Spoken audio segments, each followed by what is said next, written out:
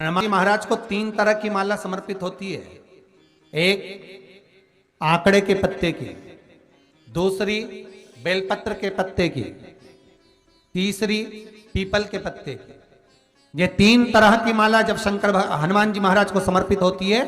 आंकड़े की माला महाराज एक अवतार श्री हनुमान जी महाराज है।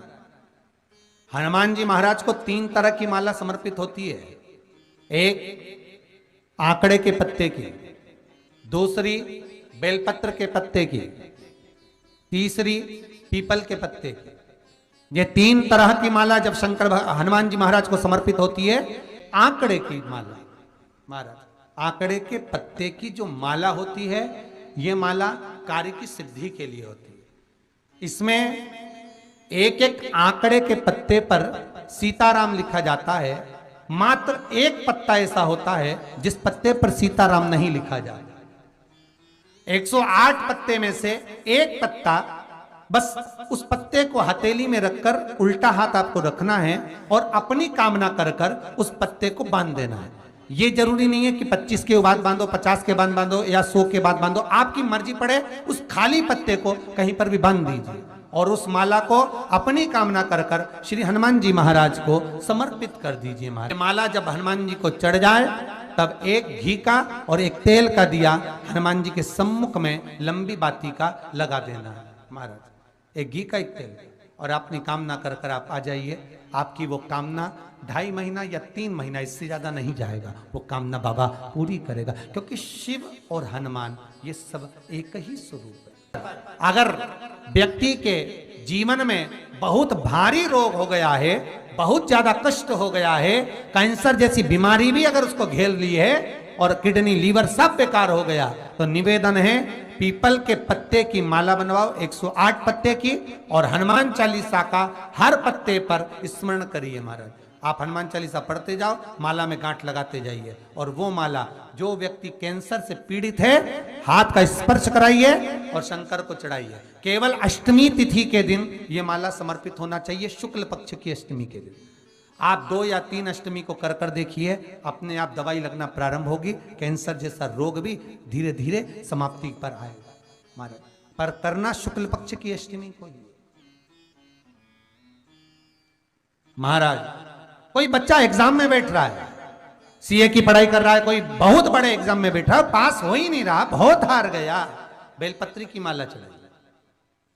पर बेलपत्र की जो माला है वो केवल प्रदोष पर चढ़ती है श्री हनुमान जी महाराज।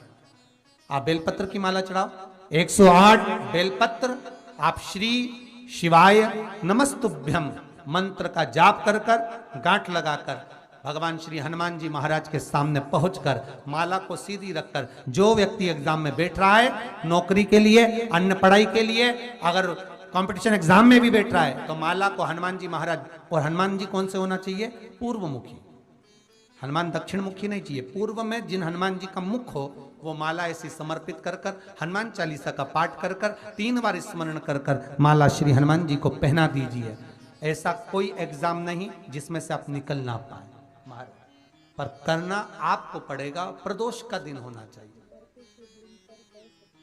प्रदोष के दिन भगवान, और प्रयास जहां तक हो सके प्रदोष काल में अगर चढ़ाएंगे तो ज्यादा फलदायी रहेगा प्रदोष। और कई लोग तो ऐसे हैं, उनको आज तक हनुमान चालीसा पढ़ना नहीं है, आज तक कोई चालीसा, चाहे गायत्री चालीसा हो, लक्ष्मी चालीसा हो, शिव चालीसा हो, पढ़ना ही नहीं आती, बस बैठ गए भगवान के सामने और पढ़ लिया आसन लगा के। नहीं नहीं नहीं, चालीसा पढ़ने का भी एक नियम है। अगर कोई लक्ष्य लेकर पढ़ रहे हो तो उसका एक नियम है। पूरी जिंदगी पढ़ते रहोगे तो भगवान की प्राप्ति नहीं है, पर लक्ष्य लेकर अगर पढ़ा है, आसन से जिस भगवान की चालीसा पढ़ रहे हो उसकी मूर्ति या उसका फोटो आपके सामने होना चाहिए। एक घी का दिया, अगर हनुमान चालीसा पढ़ रहे हो तो या तो घी का दिया जलाओ, वो भी गाय के घी का हो, भैंस के घी का मत जलाना। हनुमान जी कभी प्रकट नहीं होंगे भैंस के घी से। घी का दिया लगाइए अगर चालीसा का पाठ कर रहे हो हनुमान जी का। और बहुत ज्यादा संकट है, बहुत ज्यादा परेशानी है, तो हनुमान चालीसा का पाठ करो तो तिल्ली के तेल का दिया लगाओ, काली तिल के तेल का दिया, तिल का तेल का दिया हनुमान जी के सामने आसन बिछाकर। बहुत तकलीफ है तो 3 पाठ प्रतिदिन करो। और एक आसन से जितने समय 9 बजे अगर आप बैठते हो पाठ करने तो 9 बजे ही बैठना। 11 दिन तक प्रतिदिन 3 पाठ रोज करो। एक पानी का लोटा, कलश, तांबे का जल, अर्थात तांबे का लोटा हो, स्टील का लोटा हो, तुम्हारे पास जो कलश हो उसमें जल भरकर, एक सिक्का उसमें पटक कर, एक लौंग पटक कर प्लेट से ढक कर रख दो और प्रतिदिन बस टाइम पर बैठकर पाठ करो।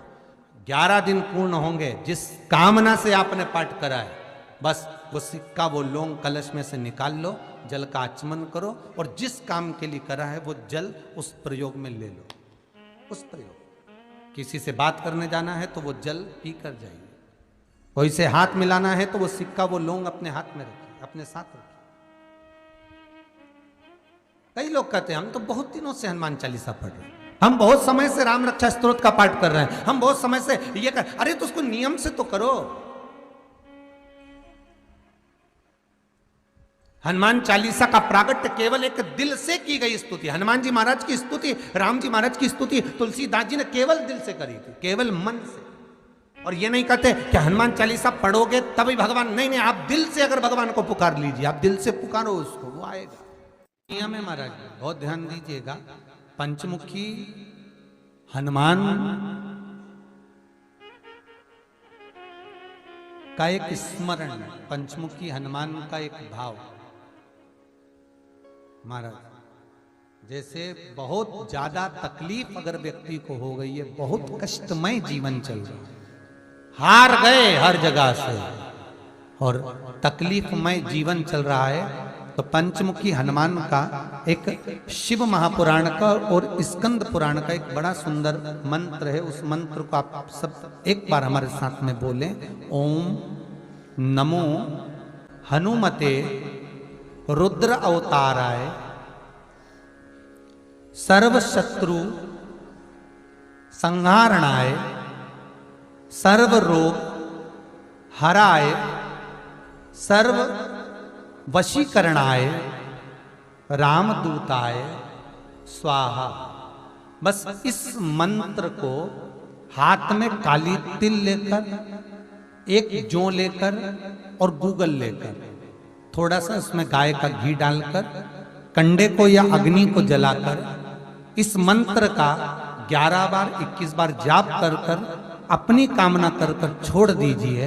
कैसा भी रोग हो, बीमारी हो, कष्ट हो, दुख हो, तकलीफ हो, 21 दिन के अंदर वो आनंद आना प्रारंभ कर देता है। महाराज, इस मंत्र, स्कंद पुराण का, शिव महापुराण का ये मंत्र मूल पंचमुखी हनुमान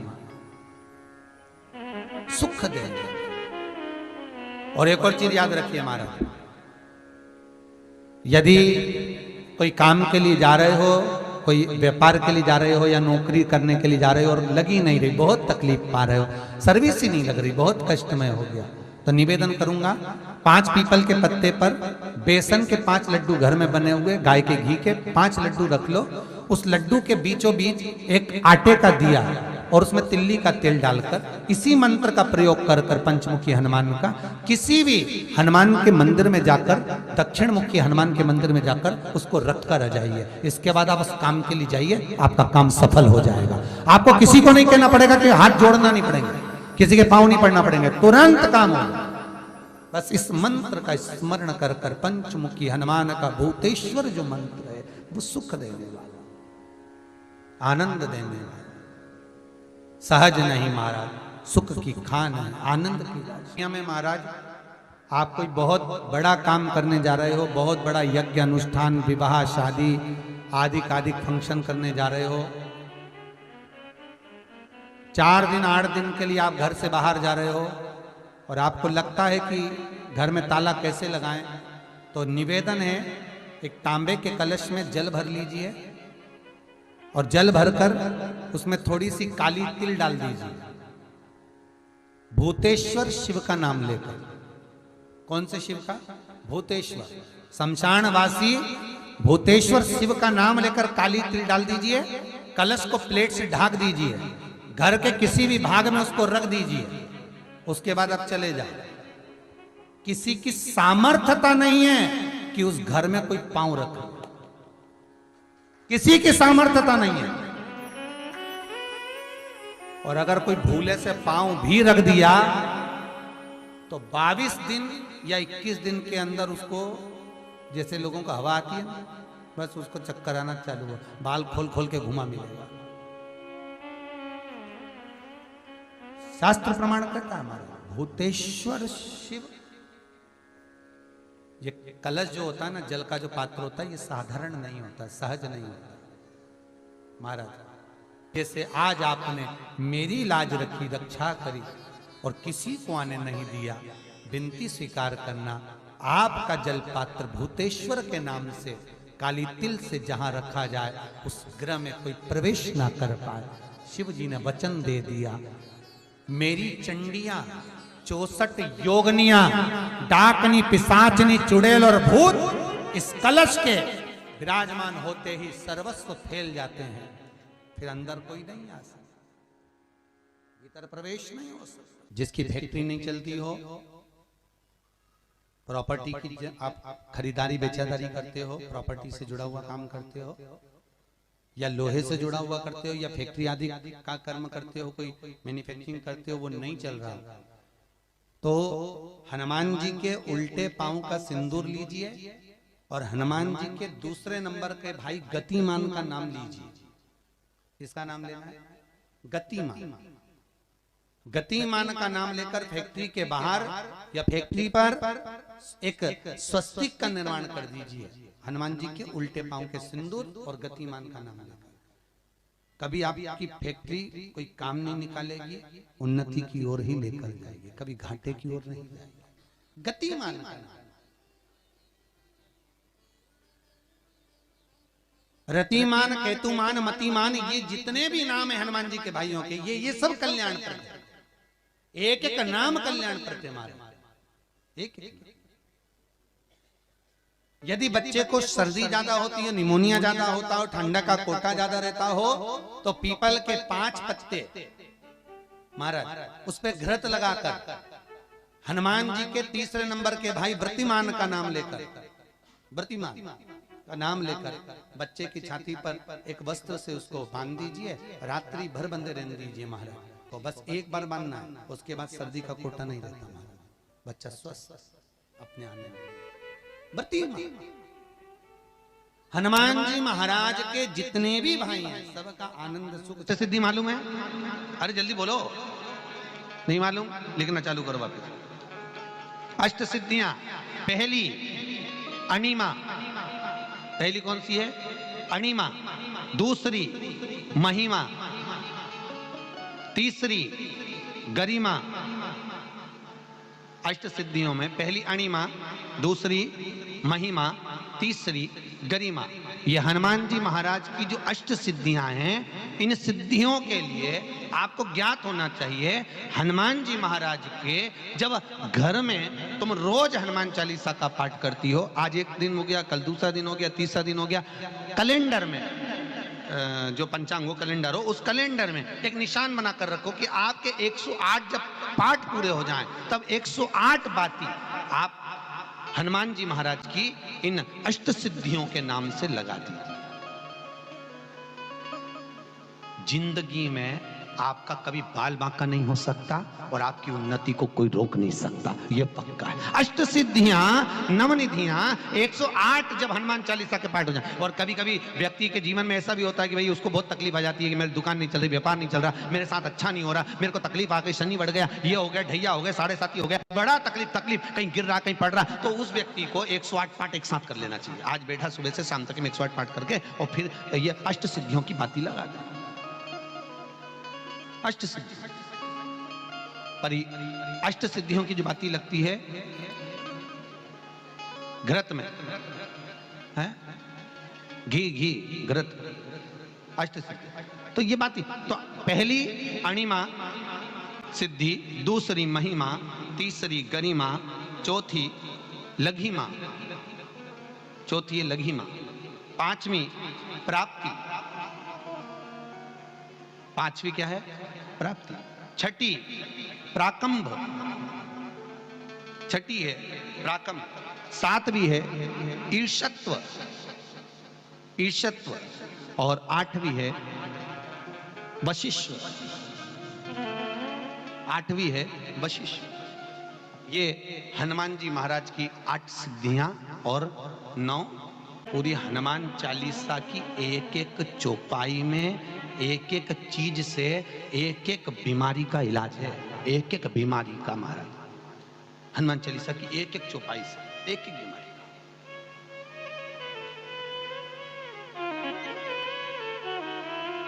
हमारे जीवन को हम चौपाइयों के क्रम से एक एक शब्द का भान करें कि वो उससे हमें प्राप्ति क्या है।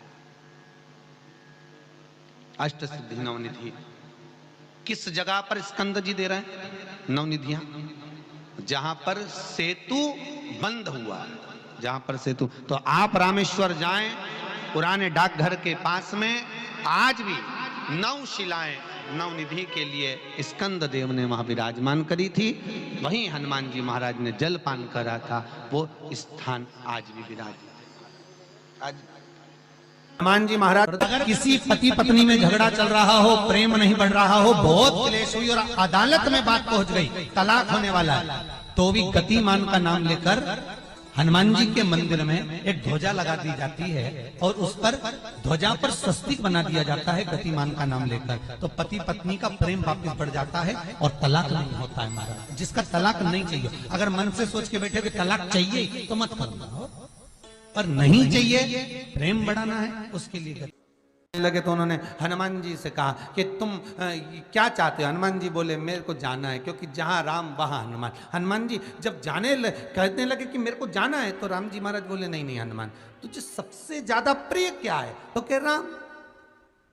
तो हनुमान तू कह रहा है सबसे ज्यादा प्रिय है राम प्रिय है, तो एक बार जिस समय देवऋषि नारद का अपमान हुआ, विश्वामित्र बाबा का अपमान हुआ, उस समय पर एक राजा ने जब अपमान करा तो तूने उसको राम नाम लिखकर एक जगह पर बिठा दिया और कहा कि तू राम नाम जपते रहे। उसने राम नाम जपा। तब हनुमान याद कर, मेरे सम्मुख में तू खड़ा था और युद्ध होने वाला था, तो तूने क्या कहा था?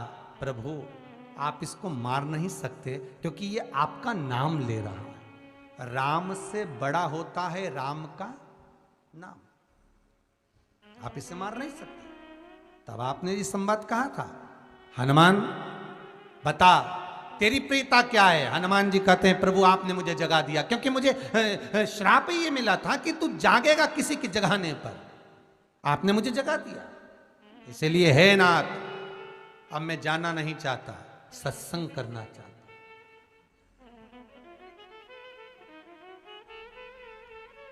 श्री राम जी का चरित्र है।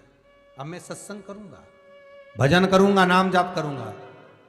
पर राम जी जानते हैं हनुमान से कहा, हनुमान मेरा जाने का समय आ गया, मुझे तो जाना पड़ेगा ना। सीता पृथ्वी में चली गई, मुझे भी जाना है। मैं सरयू के जल में अपने प्राणों को त्यागूंगा, मानव का शरीर है, इसको त्यागना तो पड़ेगा ना हनुमान। हनुमान जी बोले तो त्याग दो, त्यागने में क्या दिक्कत है, त्यागो आप। तो पर दिक्कत एक बहुत बड़ी है। तो राम जी ने जैसी कहा दिक्कत बहुत बड़ी है, तो हनुमान जी पूछे ऐसी कौन सी दिक्कत है? हनुमान जी के शब्द सुने तो राम जी बोले, जब जिस समय पर तुम सूर्य को निगल गए थे, इंद्र को क्रोध आया था और इंद्र ने तुम पर वज्र का जब प्रहार करा था, जब वज्र का प्रहार इंद्र ने करा तब तुम्हारा नाम हनुमान हुआ। तब सारे देवी देवताओं ने तुम्हें वर प्रदान करा। उस जगह पर यमराज भी खड़ा था, तो यमराज ने तुम्हें वर दिया था कि जहां हनुमान होगा वहां यमराज नहीं होगा। अब दिक्कत यह है कि मुझे प्राण त्यागना है और तू मुझे 1 मिनट के लिए नहीं छोड़े, तो यमराज आएगा कैसे? दिक्कत वहां अड़ी पड़ी है।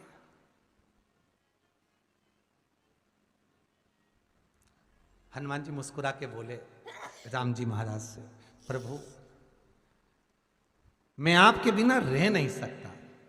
तो राम जी बोले मैं भी जानता हूं कि तू मेरे बिना नहीं रह सकता, पर एक काम तो कर सकता है ना। क्या? मैं अगर कोई काम बताऊंगा तो तू करेगा कि नहीं करेगा? हनुमान जी बोले आपका काम और मैं ना करूं, ऐसा कभी हुआ है? जरूर करूंगा। ठीक है, बस अब राम जी महाराज ने सोच लिया कि हनुमान को जाने से पहले काम पर लगाना। अब वो कौन सा काम था? बोलो रे भाई, हनुमान जी को कहां काम पर लगाया राम जी ने? किस जगह पर काम पर लगाया? अरे सभी ने रामचरितमानस सुनी है, खूब सुनी, जल्दी बताओ। राम जी महाराज ने प्राण त्यागते समय, सरयू जी में प्राणों को देते समय, राम जी ने हनुमान जी को किस काम में लगाया था? कि राम जी ने अपने हाथ की एक मुद्रिका जिस पे राम लिखा हुआ था, वो मुद्रिका एक अयोध्या की एक सरंग में जमीन में डाल दिया और हनुमान से कहा जा जरा ढूंढ के लेके आ, मैं अभी घूम कर आया। और हनुमान जी तलातल रसातल भूमि के नीचे पताल में चले गए उस मुद्रिका को ढूंढने के लिए जिस पे राम लिखा है। और हनुमान जी पूछते भी जा रहे राम कहाँ है? राम की मुद्रिका पड़ी थी, राम की अंगूठी है। अब राम का ही सत्संग करते करते जा रहे और राम जी चले गए सरयू, क्योंकि हनुमान अगर होगा तो यमराज नहीं आ सकता। हनुमान को यहां से हटाना पड़ेगा तब यमराज लेने के लिए आ सकता, तब यम आए। और क्योंकि यम अपने नियम को धारण करेगा, चाहे कृष्ण हो चाहे राम। वही बात फिर याद कर लीजिए, अच्छा कर्म करिए, कर्म का दंड तो भगवान को भी भोगना पड़ता है। अगर कोई अदालत में केस चल रहा है, बहुत बड़ी समस्या में आप पड़ गए, बहुत बड़ा टेंशन बिल्कुल आकर खड़ा हो गया है, तो चंदन, एक लाल चंदन बाजार में मिलता है, पूजन वालों के यहाँ पूछना, लाल चंदन आता है। वो लाल चंदन को घिस कर उसमें थोड़ा सा तिल्ली का तेल डालकर महाराज हाथ में चंदन को लेकर शिवलिंग पर लगाएं और बड़ के पेड़ के नीचे, बड़ के जड़ में जाकर बटकेश्वर महादेव का नाम लेकर उस चंदन को लगाएं। उसी चंदन का हाथ किसी रुमाल पर लगा लीजिए और उस रुमाल को जेब में रखकर, कोई बहुत ज़्यादा दिक्कत और परेशानी है उस स्थान पर उसको लेकर बैठ जाइए। मन को भी शांति होगी, कार्य भी सफल होगा और सफलता प्राप्त होगी। बस तुमरुका जी का नाम का उसमें स्मरण करना है, कोई सहज नाम नहीं है। फिर निवेदन करूंगा, नारी अगर बच्चे को जन्म देती है और बच्चा 4 महीना 6 महीने तक गर्भ में रहता है, उसके बाद अवर्षण हो जाता है, तो एक नरियल पर, श्रीफल पर स्त्री के हाइट की मोली, मोली मतलब नाड़ा जो हाथ में बांधते हैं, लच्छा, उसको नाप लीजिए और तुमरुका जी का नाम लेकर उस नरियल पर लपेट कर अपना नाम और गोत्र बोलकर शंकर जी के शिवलिंग के पास में जो जलाधारी होती है चारों तरफ, शिवलिंग के पास में वहां रख दीजिए। शिव के शिवलिंग का स्पर्श करिए, एक बेलपत्र उठाकर मंदिर की चौखट पर खा लो, तुमरुका जी का नाम लेकर। महाराज होने वाला जो बच्चा है वो पूर्ण होगा, बीच में अवर्षण नहीं होगा, बच्चा समाप्त नहीं होगा महाराज, और स्वस्थ उत्पन्न होगा। ये तुमरुका जी का नाम जीवन में सुख की अनुभूति कराने वाला, आनंद की अनुभूति, सहज नहीं है। शंकर का अनुमोदन, शिव का स्मरण, स्वयं शंकर और पार्वती भगवान आनंद के साथ में चलते। और कई ऐसी हैं जिन्होंने बांधी और तो नहीं हुई है, तो उसके लिए भी ध्यान रखिएगा। 18 साल हो जाएं, कई माताएं कहती है गुरुजी हमने सफेद आंकड़े की जड़ बांधी और मान लो संतान हुई। और कई ऐसी हैं जिन्होंने बांधी और तो नहीं हुई है, तो उसके लिए भी ध्यान रखिएगा। 18 साल हो जाएं, 17 साल हो जाएं, 10 साल हो जाएं, 12 साल हो जाएं और घर में बच्चा नहीं है, संतान नहीं है, तो प्रयास करना सफेद आंकड़े की जड़ को लेना, तुमरुका जी का नाम लेकर 21 बार शिवलिंग पे से घुमाना, रजस्वला धर्म के 7वें दिन कमर पर बांध लेना और उसी दिन से एक पीपल का पत्ता मंगवाना, शंकर भगवान पर चढ़वाना और पीपल के पत्ते को गौ माता के दूध में उसको उकलवाना। ठीक है, उकलवाकर ठंडा करवाकर पत्ते को बाहर ठंडा करने में डाल देना।